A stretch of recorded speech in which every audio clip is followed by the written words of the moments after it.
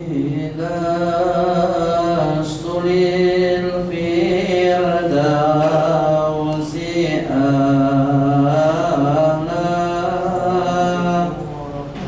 ولا قوى على نار الجحيم وحاولي واغفر ذنوبي فإنك غافر الذنب العظيم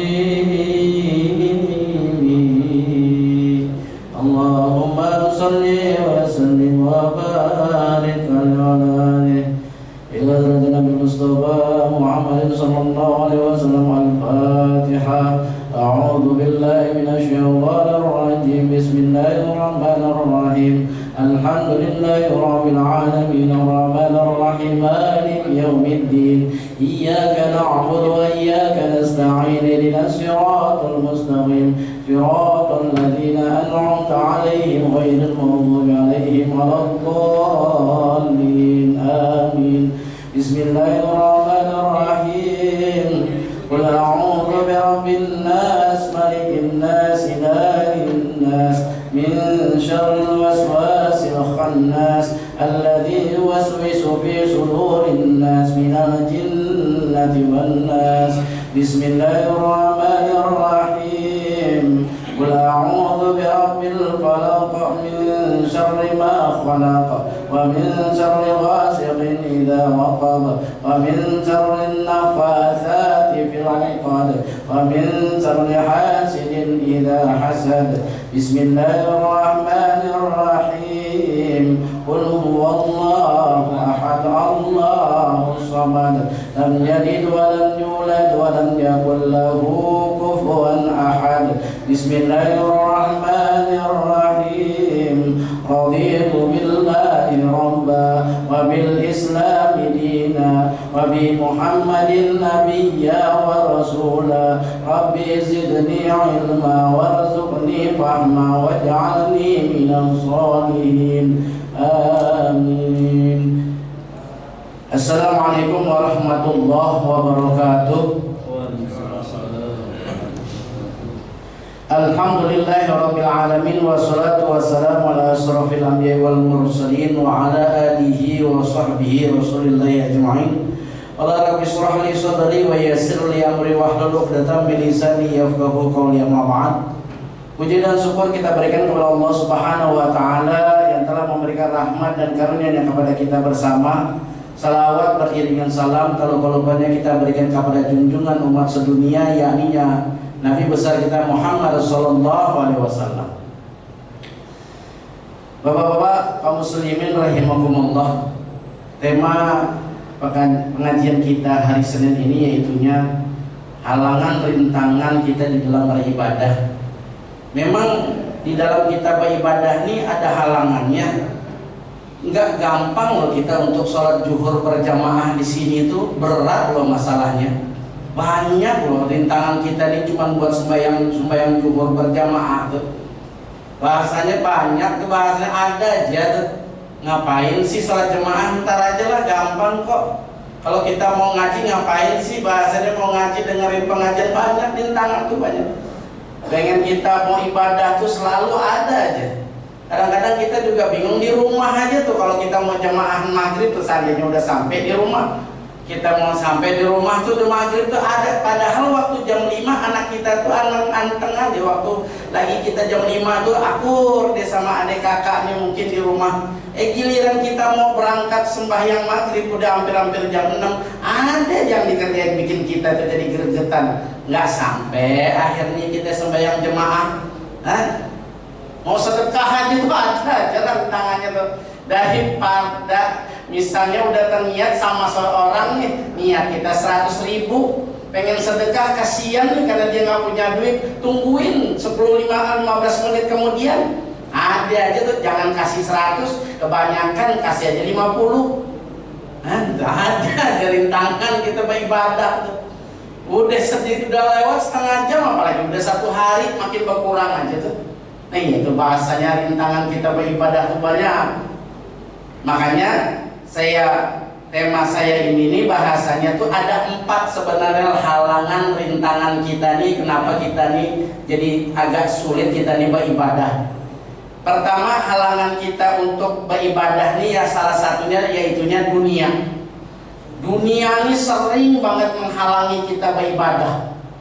Pergi pagi, pulang sore, banting tulang, peras keringat, kepala jadi kaki, kaki jadi kepala. Katanya kita itu mencari rezeki, menuntut apa bahasanya tuh, mencari ridho Allah, apa fisabilillah, apa bahasanya tuh, mencari nafkah buat anak dan istri. Katanya bener kayak begitu katanya. Tapi kenapa pada saat sholat duhur asar nggak ada? Nih yang dunia tuh bahasanya tuh. Dunia ini sering banget. Apa kadang-kadang tuh nasihatnya mantap banget Pak Ustadz. Apa bahasanya memang duit kan nggak dibawa mati katanya. Duit emang nggak dibawa mati emang, karena sebelum mati aja duit udah habis duluan. Gimana mau dibawa? Duit nggak dibawa mati Pak Ustadz. Iya memang duit nggak dibawa mati. Tapi kalau nggak punya duit rasanya pengen mati. Nah ya itu bahasanya tuh, ya ada duit dunia tuh yang jadi bikin kita nih kadang-kadang tuh yang harusnya kita tuh mencari akhirat, akhirnya gara-gara dunia enggak ketinggalan akhirat. Ya makanya penting banget bagaimana solusinya. Solusinya kata guru tuh yaitunya kita punya sifat zuhud kepada dunia. Satu, jadi kalau dunianya udah tahu bahwa dunia ini bakalan menghalangi kita ibadah, kita ini harus punya sifat zuhud terhadap dunia.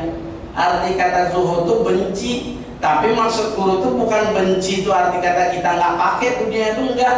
Bahkan beliau ngajarin supaya dunia itu jangan masuk ke dalam hati kita. Jadi kita ini nggak dilarang tuh untuk mencintai dunia tuh, harta, mobil, nggak ada dilarang. Agama tuh nggak ngelarang kita motor kita, rumah kita, harta benda kita nggak dilarang untuk mencintai semua itu. Cuman semuanya itu jangan dimasukin ke dalam hati, karena hati kita ini sudah dipenuhi dengan mengingat kepada Allah Subhanahu wa taala. Jangan dimasukin dunia. Apabila hati kita ini nih masuk akan dunia, lu kurang ingat sama Allah taala. Itu yang jadi masalah. Ya yang kalau seandainya orang meninggal tuh jadi kenapa banyak orang tuh susah banget mengucapkan la ilaha illallah Muhammadur Rasulullah.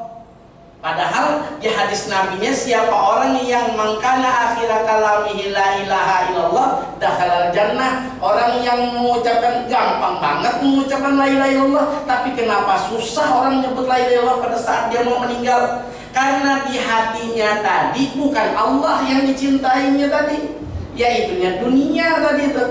Pada saat dia mau dicabut ruhnya, berarti kan dia itu hatinya pengen dipisahkan dengan apa yang dia cintai, yaitu dunia tadi. Maka pada saat mati itu tuh ya yang berasa sakit banget, karena dia pengen dipisahkan dengan apa yang dicintai tadi, yaitu dunia tadi.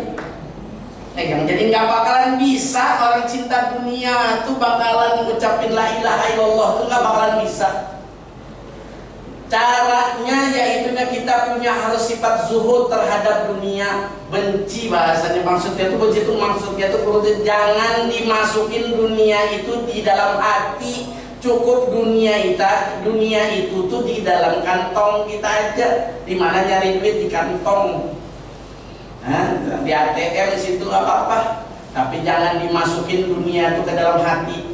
Buktinya apa? Pada saat dunia itu motor kita hilang, jam tangan baru kita hilang, mobil kita hilang, nggak ada yang histeris bahasanya tuh nangis kayak orang apa istilahnya tuh dipukulin, kayaknya nangisnya tuh sedih banget ketinggalan, hilang motor, hilang rumah, karena hati itu udah cinta banget sama dunia.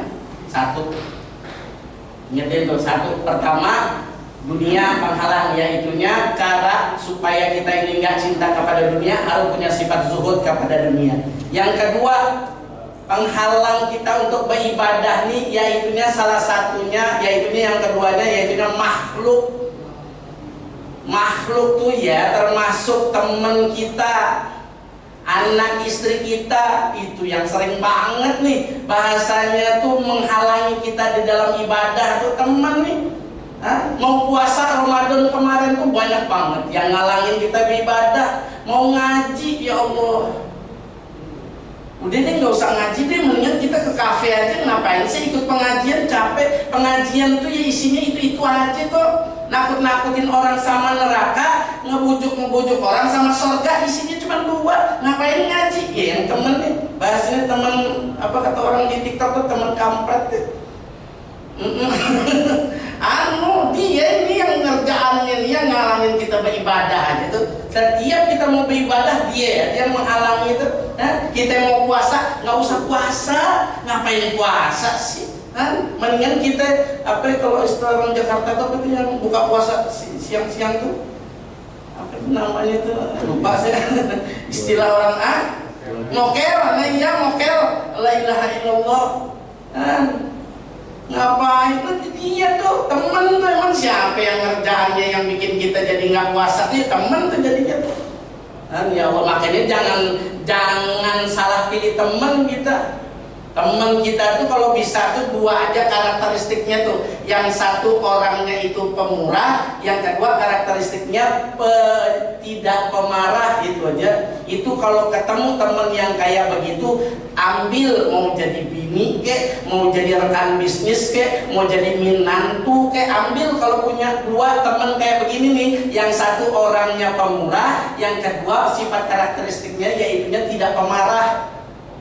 Orangnya sering bantu kita. Ini setiap kali nongkrong di kafe, kita mulu yang bayarin, dia nggak pernah tuh ngebayarin apa duitnya. Kayaknya model di orang Betawi bilangnya ngepel, boro-boro dia mau ngasih duit tuh bahasanya tuh. Tuh temen tuh ya yang sering banget, makanya obatnya yaitunya yang kedua, karena udah tahu makhluk ini adalah penghalang kita beribadah, yaitunya obatnya salah satu yaitunya kata guru sekumpul, harus kita itu uzlah. Uzlah itu menyendiri kita, berdua-duaan kita sama Allah Ta'ala. Udah umur berapa kita sekarang ini masih aja kita heboh sama manusia? Kapan kita punya waktu berdua-duaan sama Allah?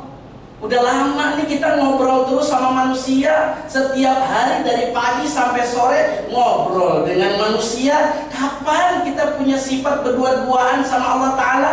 Uzlah kita, ada waktu kita itu kita sisihkan berapa menit atau berapa jam, itu tuh kita gunakan untuk ngobrol sama Allah Ta'ala. Membaca Quran kan bahasanya kayak gitu tuh kan, ngomong sama Allah Ta'ala, berzikir, berselawat. Ada waktu-waktu khusus yang kita berikan, yang sekira-kiranya itu kita bisa berdua-duaan dengan Allah. Uzlah. Yang pertama tadi dunia, supaya jangan sampai dibawanya menghalangi dunia, itu punya sifat zuhud. Yang kedua yaitunya makhluk itu yaitunya cara ngobatinnya yaitunya uzlah kita. Yang ketiga penghalang dunia ini, yang ketiga yaitunya setan. Banyak banget nih setan ini, sering banget. Setan ini paling seneng kalau kita nggak beribadah. Jadi setan ini disuruhnya kita nggak mau ibadah. Kalau ada pengajian tuh ya bahasanya, nggak usah ngaji. Lu ngapain ngaji sama tuh ustad? Lu udah bisa baca Quran sendiri, udah bisa baca kitab kuning sendiri, udah bisa terjemahin Quran sendiri, udah bisa baca hadis sendiri, udah bisa ngaji, udah tahu ilmunya. Ngapain ngaji sama dia? Disuruhnya kita nggak beribadah.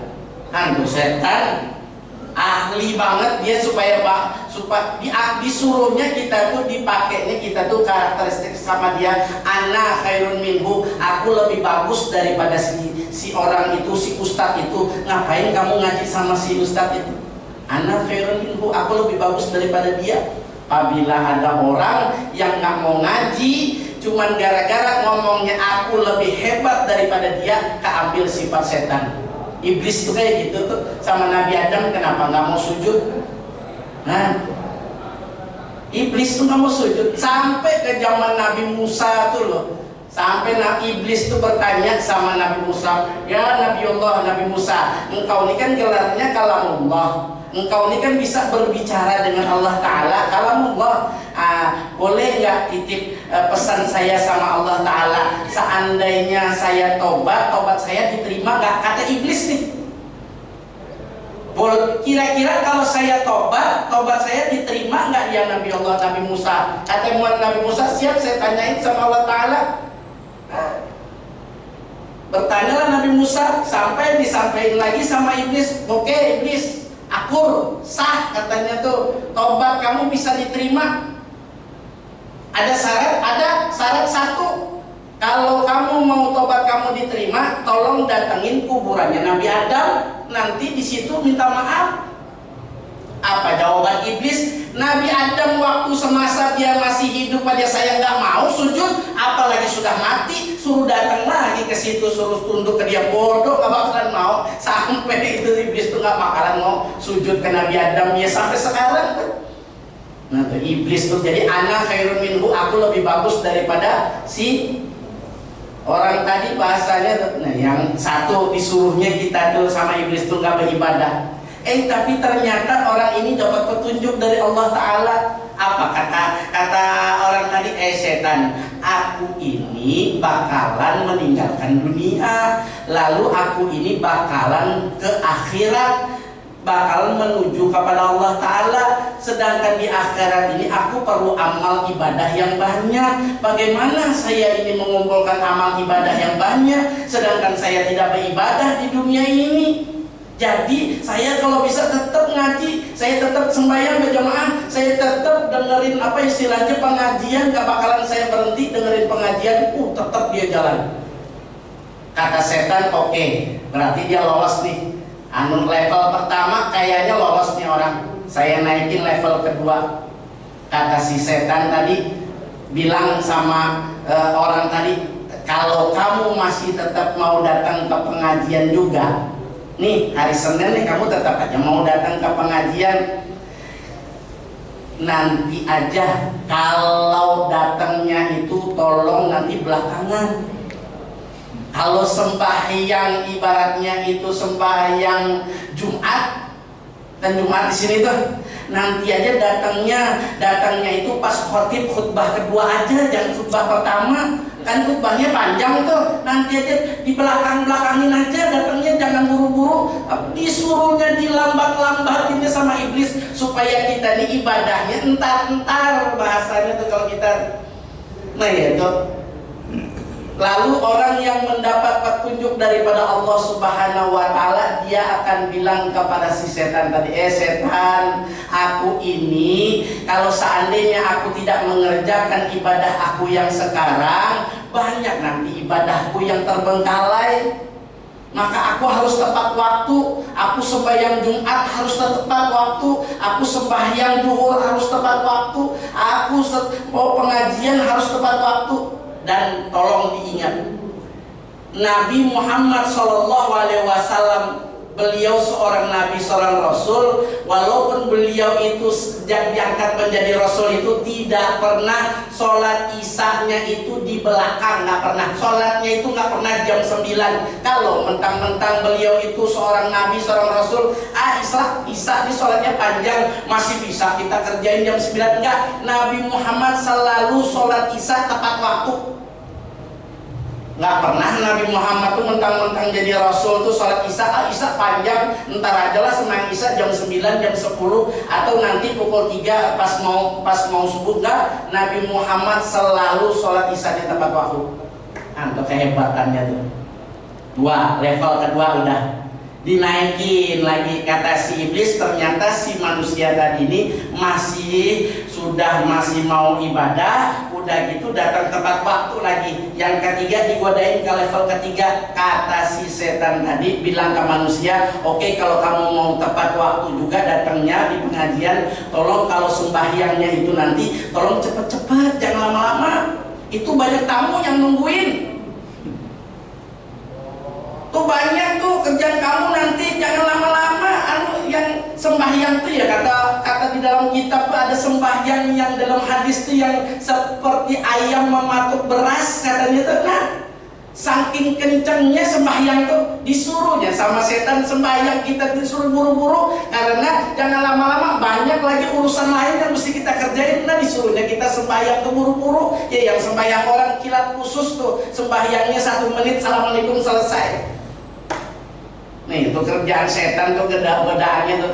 Maka orang yang mendapat petunjuk daripada Allah Ta'ala ini dia akan bilang kepada setan, setan, kata di dalam hadis nabinya nih, khairul umur awsatuha, sebagus-bagus perbuatan itu yang sedang. Jadi orang ini tetap melaksanakan ibadah tuh nggak buru-buru tuh, sedang, nggak terlalu lambat, tidak terlalu cepat, sedang kerjaannya. Baca tuh sedang. Kalau membaca cepat itu bahkan guru umur selalu bilang kayak gini, kalau orang baca tuh kenceng banget, malaikat tuh melepas ke pulpen, mau nyatet aja, capek nulisnya, bacanya aja nggak jelas. Kalau pembacaannya itu pelan banget, bahasanya lama banget bacaannya, kata beliau membuang-buang waktu.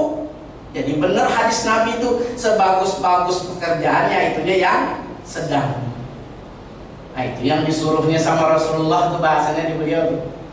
Naik level ketiga, ternyata orang ini tetap ngerjain sholat, masih ngerjain ibadah, tetap ngaji, datangnya tepat waktu, ngerjainnya santai, nggak buru-buru. Nah dinaikin sama si setan ke level keempat. Apa kata setan? Oke, kalau kamu masih mau juga ibadah, datang ibadah, tetap tepat waktu, sholatnya tenang, tapi nanti jangan lupa ya, kalau sholat itu contohnya kayak sembahyang tahajud nih. Misalnya kamu masih mau tetap sembahyang tahajud juga di tengah malam, jangan lupa ibadah kamu itu, jangan lupa nanti tolong dipoto, diposting.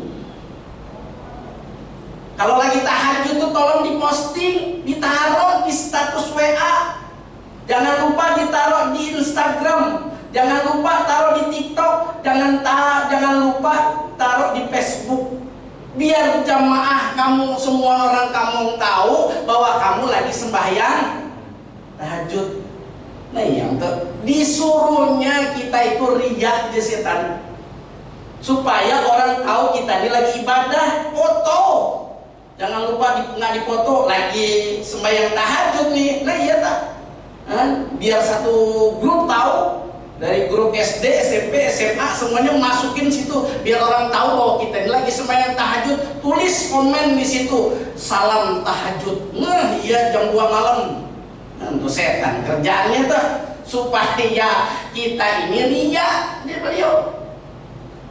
Tapi orang yang dapat petunjuk daripada Allah Ta'ala, dia akan bilang sama si setan tadi, setan, aku beribadah ini bukan pengen dilihat manusia, bukan supaya orang tahu saya lagi ibadah. Saya cukup Allah Ta'ala aja yang tahu bahwa saya ini lagi ibadah. Wa kafa billahi syahida, cukup Allah Ta'ala aja yang tahu bahwa saya ini lagi ibadah. Nah ya tah, akhirnya yang sembahyang tuh nggak perlu dia sedekah tuh, kalau perlu tuh nggak perlu dilihat. Ini mentang-mentang sedekah di sebelahnya orang biasa, kita orang penting mau sedekah 100.000, 100.000-nya dipegangin terus, digelar-gelar, dilihat-liatin supaya orang tahu, nanti kita masuk kotak amal isinya 100-an. Nah ya, sembunyiin kelebihan kita tuh, sembunyiin. Kalau bisa 100 ribuan kita yang bakalan kita masukin ke kotak amal, lipat sama duit 2 ribuan. Biar teman kita yang lain tahu bahwa kita itu sedekahnya cuma 2.000, padahal nah ini tuh hati-hati banget tuh setan tuh. Tipis, kulit bawang tipis lagi dia, cara dia ngenyongkel kita tuh supaya kita beribadah kita rusak tuh. Ya mudah-mudahan kita ini jangan sampai loh bahasanya nih tergoda sampai ke situ tuh bahasanya yang keempat tuh bahasanya itu. Yang bahasanya ibadah kita itu niatnya bukan karena Allah, hilang wahdaniyat, sifat Allah Ta'ala wahdaniyat, esa tuh, keesaan Allah Ta'ala tuh. Orang-orang yang riya itu tuh berarti dia melihat sesuatu ada apa supaya ibadahnya dilihat. Makanya orang-orang yang kayak gitu tuh caranya secara amaliyah yang paling bagus itu perbanyak ibadah sendirian, itu amalannya supaya menghilangkan sifat riya. Sering-seringlah beribadah, karena banyak orang-orang yang senang sifat riya ini apabila beribadah di depan orang banyak, senangnya minta ampun, mau dia kalau depan orang banyak beribadah, tapi apabila nggak ada orang, males, nggak mau dia ibadah. Yang kena tuh bahasanya di situ tuh. Keempat, lolos dia waqafa billahi syahida, jawabannya tadi itu. Cukup Allah Ta'ala aja yang tahu bahwa saya ini lagi ibadah. Dinaikin sama setan level kelima. Ternyata orang ini masih aja beribadahnya tuh ikhlas, cukup Allah Ta'ala aja yang tahu. Lalu kata setan, ternyata di masjid ini, di kampung ini, di kota ini, di daerah ini, kamu doang yang ibadahnya yang khusyuk. Nah ya, disuruhnya kita tuh ujub, disuruhnya kita itu bangga terhadap diri kita, bahwasanya yang ibadahnya yang paling bagus itu tuh yaitunya cuma kamu di sini. Ibadahnya tenang, nggak gerasa gerusuk, ibadahnya khusyuk banget, bahasanya kayak gitu tuh. Kayaknya yang paling bagus tuh ibadahnya di sini tuh cuma kamu. Ya Allah. Nih masalah ujub itu nggak kayak takabur, Pak. Kalau takabur itu tuh kita itu perlu alat. Misalnya saya punya jam tangan baru misalnya, atau saya punya mobil baru, apa punya, itu orang yang kayak gitu tuh perlu alat untuk takabur. Ini saya punya jam tangan, saya punya harta nih, saya punya rumah nih, itu dia perlu alat. Sedangkan ujub ini nggak perlu ada yang namanya alat, nggak perlu. Dia duduk di paling pojok sono, tapi di hatinya bilang, cuman aku yang paling alim nih, sembahyangnya yang paling benar cuman aku. Ujub tuh bahasanya beliau. Bahkan guru sekumpul tuh lebih spesifik lagi, beliau itu tuh menjelaskan ujub tuh apabila sholat berjamaah nih, kita nih melihat teman kita tuh ngobrol. Kan ada namanya orang sholat tuh, kan ada aja teman kita yang lalu melihat teman kita ngobrol nih, ngegretek di hati. Alhamdulillah sholat saya tenang. Ujub. Guru sekumpul kalau bikin lebih spesifik lagi, orang sembahyang itu perhatiin sembahyang kita, bukan perhatiin sembahyang orang. Ini banyak kelemahan itu, makanya saya itu sebelum di training, saya jadi ustadz suruh tampil sembahyang di luaran tuh di training dulu. Kami itu ustadz-ustadz tuh di guru sana tuh di Kalimantan tuh disuruh sembahyang kami itu madep tembok, supaya jangan di depan kami itu ada orang. Kenapa? Pantangan buat ustadz kalau sholat di belakang pasti protes aja ke orang yang depan, kakinya nggak lurus tuh, nggak madep kiblat, ada aja yang dibilangin. Merasa ujub tuh paling alim. Kelemahan kita ini yang orang-orang yang berilmu, saya disuruhnya ustadz-ustadz tuh semuanya tuh yang ngaji sama guru tuh disuruhnya sholat bukan di belakang, bukan di saf kedua, bukan di belakang imam, tapi di arah ke tembok. Banyak yang ustadz-ustadz tuh dididik kayak gitu, karena ustadz itu punya modal untuk sombong. Ada dia modal untuk sombong karena dia punya ilmu tadi. Yang protes tuh akhirnya melihat sembahyang orang salah sedikit, ngegretek di hatinya, pengen ngebenerin seolah-olah dia doang yang paling bener sembahyangnya, ustadz. Nah nih, naik ke level 5 dia tuh. Ternyata kata si orang yang dapat petunjuk dari Allah Ta'ala tadi, dia akan bilang kepada si setan tadi, setan, aku ini di dalam genggaman Allah Ta'ala, ubun-ubunku ini di dalam kekuasaan Allah Ta'ala. Tak sepantasnya lah orang yang ada di dalam kekuasaan Allah itu bersifat ujub, bersifat takabur di hadapan Tuhannya. Gak pantas saya nih, bahasanya kita nih yang punya yang di dalam naungan Allah Ta'ala tuh kita merasa bahasanya tuh kita sombong di hadapan Tuhan kita tuh gak pantas. Maka selamat dia daripada level kelimanya tadi tuh, dari godaan si setan tadi. Apa berhenti setan di situ? Enggak, masih ada 2 lagi. Dinaikin ke ke level ke-6. Kalau yang dari level 1, level 5 tadi kan kita dilarangnya buat ibadah. Yang ke-6 nih kita nggak dilarang lagi, disuruhnya kita beribadah, kata si setan. Oke, kalau sekarang kamu masih tetap juga ikhlas juga ibadahnya, kamu tetap kayak gitu juga, sekarang kamu ibadahlah yang bagus. Jangan berhenti, lanjutkan sholat sunat duha, sholat tahajud, sholat ba'diyah, qobliyah, apa semuanya yang kamu tadi kan dilarang, sekarang disuruhnya sama setan.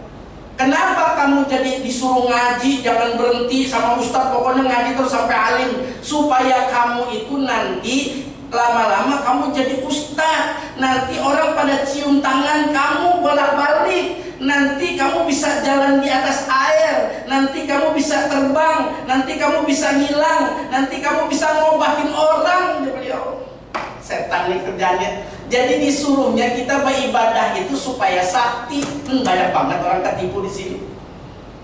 Beribadahnya itu supaya sakti tadi tuh. Banyak kan orang beribadah tuh gara-garanya tuh supaya pengen bisa ini, bisa itu tuh, niatnya tuh kayak begitu udah.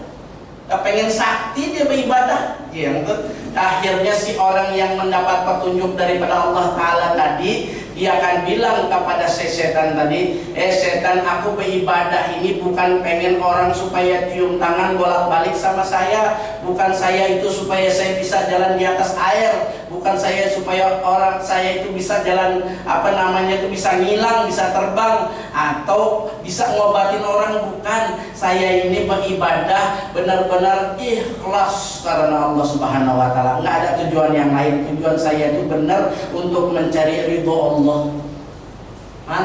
Godaan setan yang ke-6 selamat dia daripada yang ke-6, naik dia lagi ke level yang ke-7 terakhir nih setan nih. Terakhir kita melihat ternyata orang ini nggak bisa digoda, iktikotnya lagi dihancurin sama si setan. Iktikot yang selama ini kita belajar, taulah hei hamba Allah, tahu nggak kamu yang sebenar-benarnya itu tuh yaitunya takdir jualah, kata si setan. Kamu mau tahu takdirlah yang sebenar-benarnya. Kalau kamu ditakdirin sama Allah bakalan masuk neraka, beribadah tunggang-tungging 1000 tahun pun, kalau kamu takdir Allah masuk neraka, nggak bakalan kamu masuk surga. Nah gitu setannya. Ketika kita dihancurnya, walaupun takdir kamu itu masuk surga, hamba Allah nih, kamu ini bakal dimasukin sama Allah Ta'ala masuk surga nih. Walaupun kamu maksiat kayak apapun, tetap kamu bakalan masuk surga juga. Digoyangnya masalah itikot kita sama si setan tadi. Kata si orang yang dapat petunjuk dari Allah tadi, dia akan bilang ke setan, hei setan, saya ini nggak peduli. Saya ini nggak peduli mau dimasukin sama Allah ke dalam surga, mau dimasukin Allah ke dalam neraka, saya nggak peduli karena tujuan saya bukan itu. Yang penting ibadah saya sudah saya laksanakan dengan baik dan benar, selesai urusan saya. Masalah masuk surga atau masuk neraka bukan urusan saya, itu urusan Allah. Tugas saya hanya melaksanakan apa yang diperintah oleh Allah Subhanahu wa Ta'ala. Nih selamat nih orang nih kalau udah sampai ke situ, selamat. Cuman kita guru sekumpul jangan kan sampai ke level ke-7, level 2 aja tuh banyak banget setan tuh ngebawa udah yang sembahyangnya itu, yang ibadahnya tuh yang entar-entar tuh. Kan level kedua tuh kan disuruhnya entar-entar tuh. Banyak banget kita nih yang kena kebawa sama si setan tadi, yang bahwasanya ibadahnya entar aja deh. Kalau bisa tuh kamu ibadahnya tuh belakangan, jangan itu paling udah banyak banget keambil sama si setan tadi. Makanya kesimpulannya paling kayak gitu aja lagi. Ini masih yang ketiga lagi nih, ada 4, panjang lagi nih kalau 4-nya nih. Yang keempat penghalang kita nih hati itu panjang lagi. Kalau udah bicara hati itu di dalam kitab Minhajul Abidin tuh tebal banget kitabnya, bisa habis umur kita kalau mau membicarakan masalah hati. Mau Allah, bagaimana kita mau sempat-sempatnya ngurusin aib kesalahan orang lain? Sedangkan kita ngurusin yang 4 ini aja habis umur udah. Masalah dunia mengkaji masalah dunia, masalah makhluk mengkaji masalah makhluk, masalah setan mengkaji urusan setan. Baru 3 ini, yang keempat nih ya ini, yaitunya hati tadi itu, nafsu tadi itu. Masalah nafsu lagi. Banyak nih bahasanya di dalam kitab Minhajul Abidin. Semoga kita ini ada, jadi berikan waktu untuk supaya jangan sampai kita ini ngurusin Allah orang lain. Yang kita urusin itu diri kita, karena hadis Nabi Shallallahu Alaihi Wasallam yaitunya ku ampusikum wa ahlikum naro. Itu aja yang ada di diri kita tuh. Hampir semua orang yang hadir di sini itu hadisnya kena di Nabi itu yaitunya ku anfusikum wa ahlikum naro. Itu aja, jagalah dirimu dan keluargamu daripada api neraka. Jadi nggak ada urusan kita sama tetangga, nggak ada urusan kita sama tetangga tuh. Ngapain kita ngurusin tetangga kita miskin kaya apa, nggak ada. Pokoknya ku anfusikum wa ahlikum naro, jagalah dirimu dan keluargamu daripada api neraka. Itu aja lagi kita. Jadi gimana caranya kita ini supaya jangan sampai kita ini masuk ke dalam api nerakanya Allah. Nah itu yang supaya kita ini meninggalnya kembali yang pertama, yaitunya selalu ingat kepada Allah Ta'ala. Pada saat kita mau sakaratul maut, jangan lupa kita itu menyebut, jangan lupa gimana caranya, jangan lupa ya, mudah-mudahan karena cinta sama Allah, mudah-mudahan hati kita nih yang kita sebut tuh Allah dan Rasulnya aja lagi pada saat meninggal tuh yang ngucapin la ilaha illallah Muhammadur Rasulullah. Ya Allah, enak banget meninggalnya kayak begitu. Yang dikhawatirin itu mungkin meninggalnya bukan itu yang disebut. Banyak banget tuh yang disebut tuh bukan itu tuh masalahnya. Mudah-mudahan aja lagi kita banyak lagi nih yang kalau ada yang mau nanya dulu, nanti kita udah 12.52, hampir 10 menit lagi. Nah, bapak-bapak kalau ada yang mau nanya atau ada yang kesinggung tadi, pas banget nih Ustadz nih ngatain saya nih, misal siapa tahu misalnya kan. Mudah-mudahan aja ada solusinya, bahasanya kita bagaimana caranya nih lagi beneran nih, masih ada lagi kalau dijelasin bisa 2-3 hari. Kita masalah nafsu lagi panjang lagi, bener kitabnya segini Pak. Kita bagaimana tuh nyelesain itu, masih sempat ngurusin orang lain kan. Aneh kita ini kadang-kadang tuh kan orang masuk surga tuh kan orangnya yang ya ayuhan nafsul mutmainnah, yang tenang. Bagaimana bisa tenang orang terjadi ngurusin orang mulu kan. Orang meninggal tuh yang itu tuh yang gak ada sakit hatinya sama sekali, pikirannya kotor terus. Ngelihat orang pakai celana pendek sejengkal udah ahli neraka tuh. Amin, enak aja ngomong ahli neraka, mentang-mentang orang pakai celana pendek kayak begitu. Mendingan kita pemikiran kita positif, kita doain tuh orang. Oh mungkin orang itu nggak punya duit, kita prasangka baik aja, kita doain mudah si orang ini dapat duit yang rada banyakan supaya dia bisa beli celana yang agak panjangan dikit. Kan bagus kita doain begitu daripada kita katain. Nah iya, ngelihat orang cewek pelukan gitu dibonceng di motor udah marah aja, kita sangka baik, siapa tahu itu suaminya. Enak tuh. Suami dari mana Pak Ustadz? Itu dia pakai baju sekolah juga begitu suami. Bisa aja kan itu abangnya. Abang dari mana Pak Ustadz? Emang Ustadz tahu itu abang dari mana dia? Nah situ emang tahu itu abangnya apa bukan? Enggak, dia sama-sama nggak tahu. Kenapa jadi pusing? Nggak usah ngurusin orang. Pikiran positif aja kita. Untungnya tuh mudah-mudahan jadi orang yang masuk surga itu orang yang nggak ada punya rasa dendam tadi tuh, pikiran kotor apa segala itu nggak ada. Bahkan hidup tenang tuh paling enak, nggak perlu kita bicara apa yang nggak perlu kita bicarain, nggak perlu kita dengar apa sesuatu yang nggak perlu kita dengar, nggak perlu kita lihat apa yang nggak perlu kita lihat. Damai hidup kita tuh karena kita tuh sering ngurusin urusan orang, lu pusing sendiri kita. Nah, kita, makanya saya bilang ngurusin yang 4 ini aja tuh habis umur kita nih ngaji itu aja tuh nggak cukup umur kita. Saya yakin ini aja saya singkat-singkat lah gitu yang urusan 3 urusan dunia baca itu kitab atau Ihya Ulumuddin masalah dunia tuh jilid 1 jilid 2 gitu panjang banget. Imam Ghazali nyeritain, belum lagi masalah makhluk. Oh ya Allah, panjang beneran. Ini nggak cukup waktunya nih lah. Ini aja udah 5,6 di mana. Nah, mudah-mudahan ada nih, masih 5 menit lagi, tanya silakan. Baik, Bapak Ibu jemaah sekalian, setelah kita menyimak kajian siang ini tentang halangan dan rintangan dalam beribadah kepada Allah Subhanahu wa taala, dan sangat menarik sekali pemaparannya dan menginspirasi kita semua tentang halangan ibadah ini, salah satunya adalah godaan setan dan hati yang kotor dan yang lainnya. Silakan Bapak Ibu yang mau bertanya atau menambahkan, kami boleh silakan. Ayo Pak. Silakan Pak, boleh Pak. Tanya Pak. Baik, sambil menunggu yang lain, kita itu kan dalam beribadah terkadang banyak godaan dan rintangan, bukan dari setan saja, tapi nafsu diri kita juga, dan iman kita juga terkadang fluktuatif, kadang bertambah, kadang berkurang, dan kadang juga kita itu putus iman, lemah untuk semangat lagi beribadah pada Allah SWT. Nah, kira-kira ada nggak trik atau tip yang Ustaz bisa paparkan agar kita itu tetap semangat beribadah sehingga tidak ada putus iman atau godaan-godaan yang lain yang menghambat untuk tetap istiqomah beribadah? Dijawabnya pakai syair Imam Syafi'i.